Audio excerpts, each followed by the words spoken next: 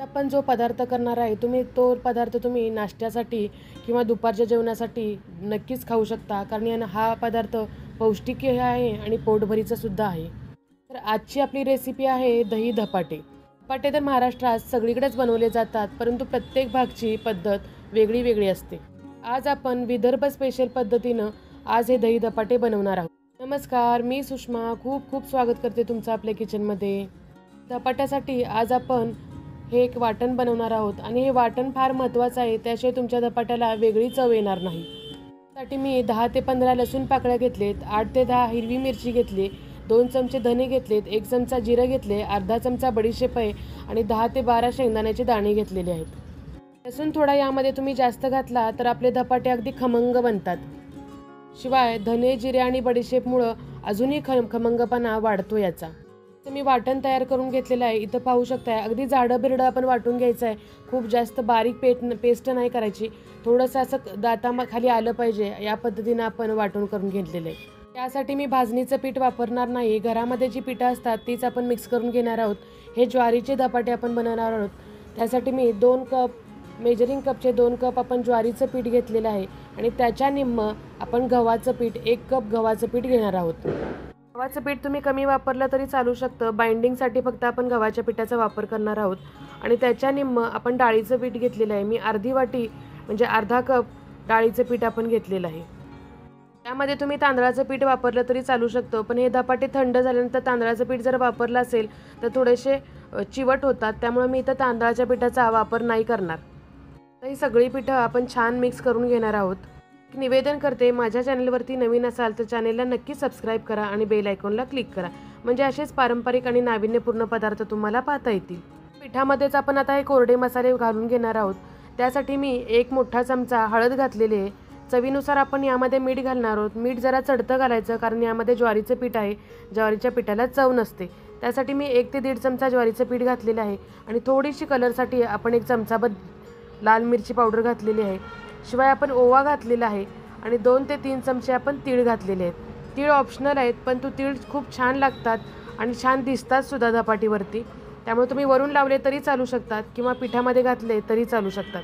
पिठं मिक्स करून झालेत. आता ओले मसाले घालूया. म्हणजे यामध्ये मी 2 बारीक चिरलेले कांदे घातलेले आहेत आणि जे आपण वाटण तयार केलं होतं जाडं भरडं ते आता आपण यामध्ये घालून घेणार आहोत.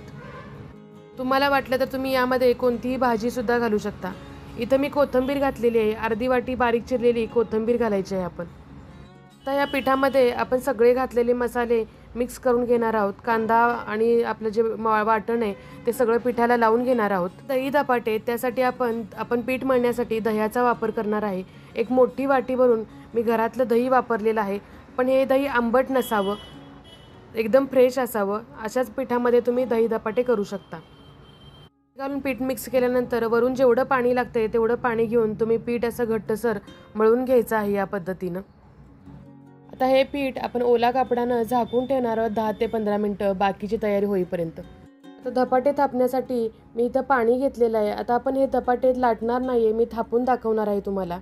काही जण लाटूनही करतात, त्यासाठी तुम्ही यापेक्षा जास्त घट्ट पीठ मळावं लागतं आणि थोडं गव्हाचं पीठ जास्त घालावं लागतं.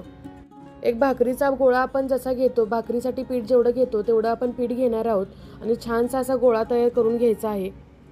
आणि हेच ओलं कापड आपण धपाटी थापण्यासाठी पोळपाटावर लावून घेतलेलं आहे आणि त्यावरती एक पाण्याचा शिपडा घातलेला आहे आणि वरून असं पिठाचा गोळा घेऊन बोटाने सरकत आपण धपाटी थापून घेणार आहोत. जेवढी तुम्हाला पातळ थापता येईल तेवढी थापून घ्यायची आहे, परंतु कांदा असल्यामुळं जास्त पातळ थापता येत नाही. कांदा नसेल तर छान पातळ थापता येतं, परंतु आपल्याला कांद्यामुळं खुसखुशीतपणाही छान येतो, यासाठी कांदा घातलेला आहे. आता हे छान थापून झाले तर आता आपण याला असे मध्ये मध्ये होल्स करायचे, जेणेकरून आपल्याला त्यामध्ये तेल सोडता येईल. आपण अगोदरच तवा गरम करत ठेवला होता. थोडंसं वरून मी तव्याला तेल लावून घेतलेलं आहे आपण आणि त्यावरती असं आपलं जे कापड आहे ते उलटं करून घेणार आहोत आपण आणि वरती आपण पाण्याचा थोडासा हापका मारून ते कापड काढून घेणार आहोत.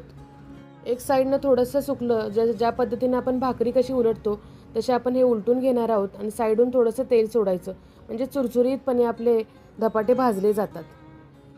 ती खमंग असे आपण धपाटे भाजून घ्यायचे आहेत. एक धपाटी भाजते तोपर्यंत आपण खालची धपाटी थापून घ्यायची आहे. धपाटी भाजायला थोडा वेळ लागतो, साधारण 5 ते 7 मिनटं वेळ जातो.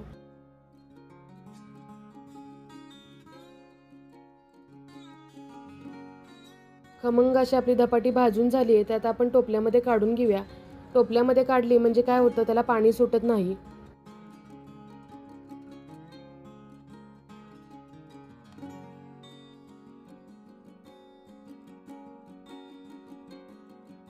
अशाच पद्धतीनं आपण सगळे धपाटे थापून आणि भाजून घेणार आहोत. जेवढं पीठ मळून दाखवलं त्याच्यामध्ये साधारण माझे 10 तरी धपाटे थापून झालेले आहेत. आणि हे दही धपाटे गरम असतानाच खायला द्यायचे, म्हणजे अगदी खमंग खुसखुशीत लागतात आणि चवीला तर अतिशय सुंदर लागतात. जो आपण यामध्ये मसाला घातलेला आहे त्याची चव तर अतिशय सुंदर येते या धपाट्यामध्ये.